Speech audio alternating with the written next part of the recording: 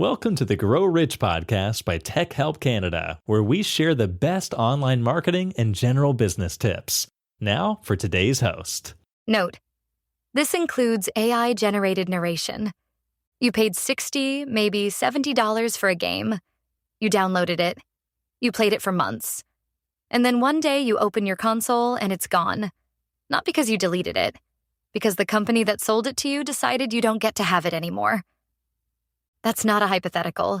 Ubisoft did exactly that with The Crew, an online racing game people paid full price for. Servers shut down. Game gone. And it's about to get a lot more common. On July 1st, 2026, Sony announced that starting in January 2028, every new PlayStation game will be digital only. No more discs, no more physical copies. If you want a new game, you'll buy it through Sony's PlayStation Store or grab a box at a retailer that has a download code inside. Not a disc, a piece of paper with a code. Sony has a business case for this. The numbers are real. But so is the problem. Because what Sony is calling a shift in consumer preference is actually a shift in corporate control. And if you care about owning the things you buy, this affects you whether you play games or not. Here's why Sony thinks this is the right move. According to Sony's latest financials, 85% of PlayStation game purchases in the most recent quarter were digital. For the full fiscal year, that number was around 78%. When the PlayStation 4 launched, less than 10% of game sales were digital. So the trend is unmistakable. The revenue gap is even bigger. Physical game sales brought in about $109 million in the quarter. Digital brought in roughly $1.5 billion. That's not a rounding error. That's a completely different business. And digital is cheaper for Sony to deliver. No discs to manufacture, no cases to package, no shipping logistics, no fighting for shelf space at retail.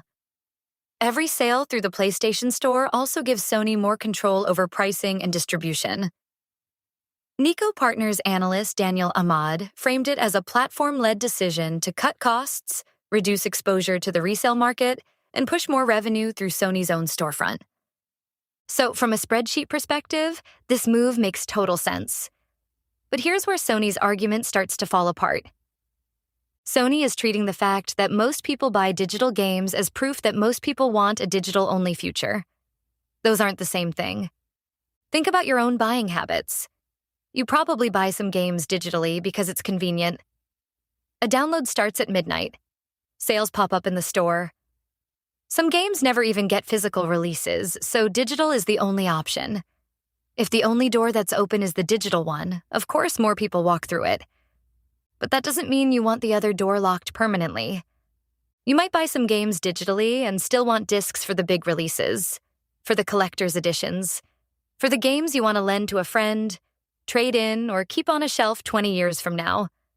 Removing discs doesn't follow demand. It manufactures it. It takes something that was your choice and turns it into Sony's rule. The backlash you're seeing online isn't nostalgia.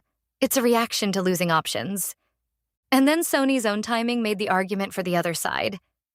In the same week Sony confirmed the end of physical discs, a separate PlayStation legal notice surfaced in the UK. It told users they'll lose access to over 550 Studio Canal movies and TV shows starting September 2026. These are titles people bought through the PlayStation Store with real money. The licensing deal changed, and now those purchases are disappearing. Sony's notice doesn't describe a refund or a replacement. Those aren't games. But they sit inside the same digital model. You bought something. The agreement behind it changed. Your access got revoked. And you have no recourse. This is the core fear with digital-only ownership, and it's not theoretical anymore. When you buy a disc, a game disc, a Blu-ray, whatever, you hold a copy. You can lend it. You can resell it. You can put it on a shelf and come back to it a decade later. It doesn't need permission from a server. It doesn't expire because a licensing contract changed hands. Digital purchases don't work that way. Your access depends on licensing terms, platform accounts, and whether the storefront keeps running.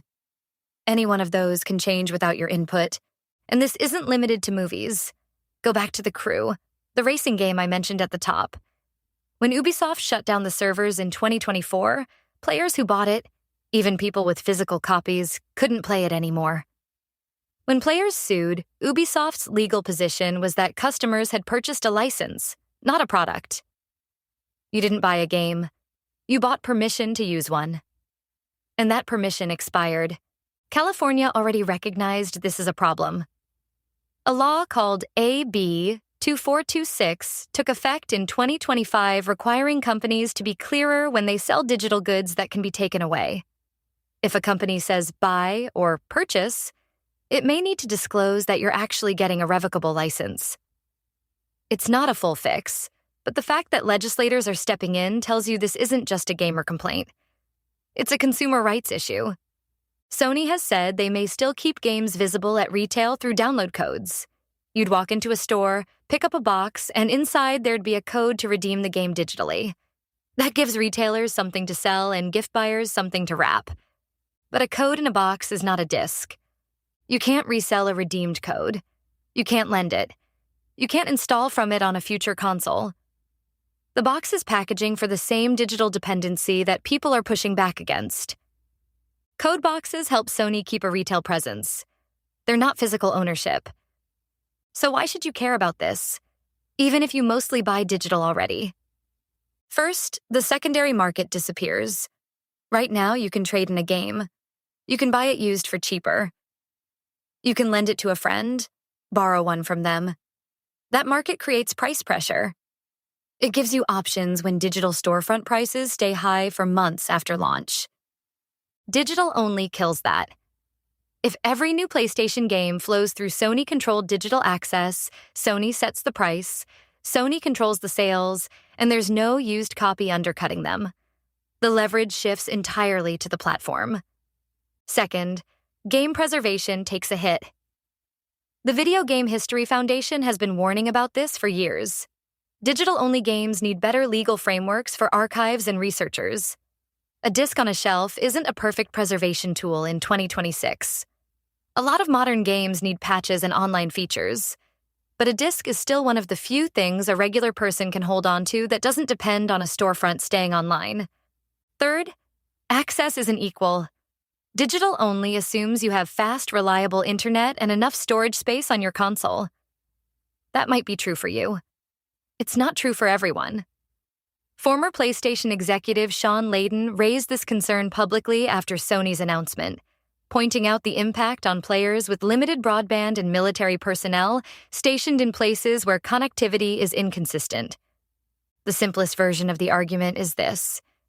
Digital convenience didn't require killing physical choice. Both could exist. Sony chose to end one because it's more profitable, not because you asked for it. The reaction has been loud, and it's coming from every direction. A company that specializes in physical gaming collectibles said they were profoundly disappointed. Gamefly said physical products still matter to their business.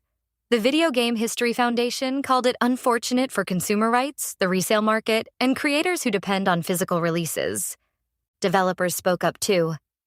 Billy Basso, the creator of Animal Well, said releasing a physical version of his game was a major motivator, and Sony's decision hurt his desire to develop for PlayStation. Multiple online petitions launched within days, including one from the owner of a Canadian video game retailer. Retailers are reacting because physical games bring people through the door. Developers are reacting because physical editions can be part of a game's identity and revenue. And players are reacting because something they still value is being taken away, even if they don't use it for every single purchase. There's one more angle worth watching. Nintendo. Industry analysts don't expect Nintendo to abandon physical games during the Switch 2 life cycle. Nintendo has its own pressures. They've already faced criticism over game key cards that act more like download codes than full cartridges. But for now, Nintendo's continued commitment to retail gives players a direct comparison. If one major console maker keeps physical options alive while the other removes them, that becomes a factor in how people choose platforms. Sony's decision doesn't just affect PlayStation. It could set the tone for what the rest of the industry thinks players will accept. So where does all of this leave you? Sony's move might be profitable. It might even be where the industry was heading regardless. But profitable doesn't mean consumer-friendly. A digital-only future gives platforms more control and you fewer ownership rights. And the same person who loves the convenience of a digital download at midnight can also want the protection, the flexibility, and the permanence that comes with owning a physical copy. Gamers are right to push back on this. The question was never whether every game should be bought on disc. The question is whether you get to choose. And ownership shouldn't disappear just because the more profitable option won the spreadsheet. If physical games matter to you, here's what you can do right now.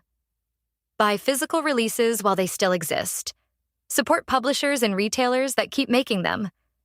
Pay attention to consumer protection laws in your region that push for clearer digital ownership disclosures. Sony can argue the market moved digital. You can argue that convenience was never permission to take ownership away. This was based on an article from our blog. You can find the full written article on Tech Help Canada, including sources and visuals. If you found this helpful, you can explore more on our website and subscribe or become a member for updates and perks. If you're watching or listening to this on YouTube, Apple Podcast, or another platform, don't forget to like and subscribe to help us keep bringing you valuable content like this.